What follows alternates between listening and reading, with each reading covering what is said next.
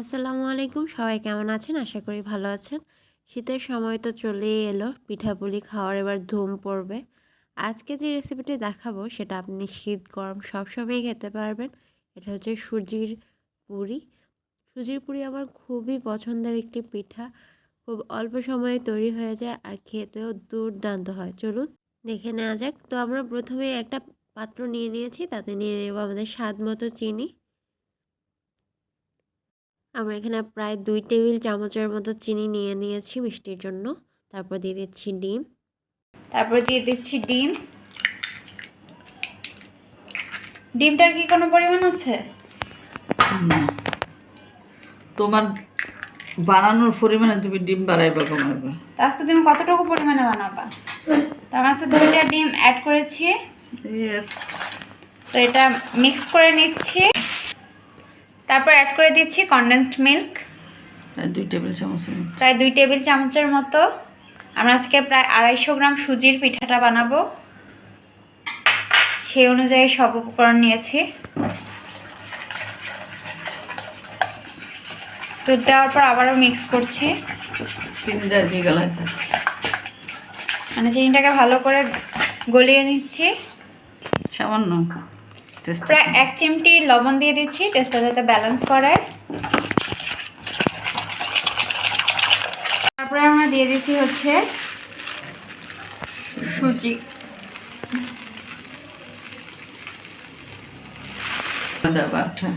আমরা সামান্য পরিমাণে ময়দা বা আটা অ্যাড করছি, প্রায় 2 টেবিল চামচের মতো।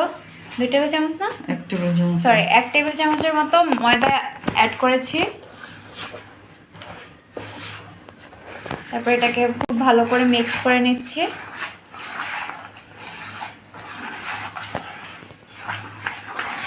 এবার এটাকে আমরা প্রায় 2 ঘন্টার জন্য রেস্টে রেখে দেব, ততক্ষণে সুজিটা ফুলে উঠবে। তো এটা রেস্টে থাকুক।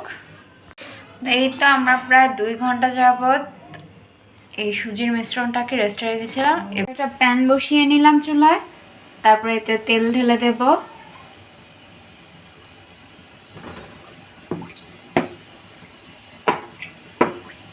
তেল আমরা ঢেলে নিয়েছি, তেলটা একটু গরম হোক।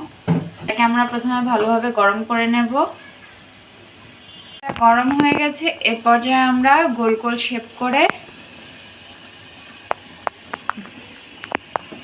দিয়ে দিচ্ছি এক এক করে।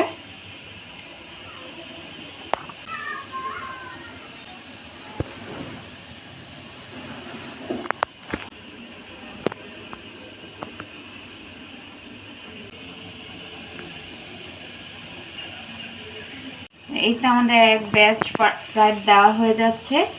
এভাবে করে দিয়ে আমরা লো হিটে ভেজে নেব, তাই তো?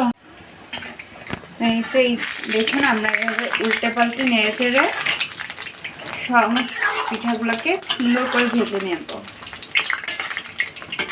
ধীরে ধীরে।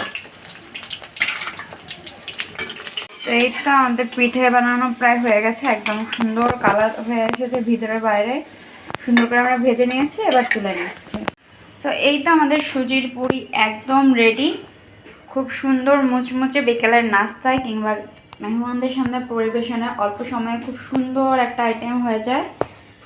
আশা করি আজকের রেসিপি আপনাদের ভালো লেগেছে। ভালো লাগলে লাইক, কমেন্ট, শেয়ার এবং সাবস্ক্রাইব করে পাশে থাকবেন। আর ভিডিওটি ভালো লাগলে অবশ্যই একটি কমেন্ট করে যাবেন। ভালো থাকবেন, সুস্থ থাকবেন। আল্লাহ হাফেজ।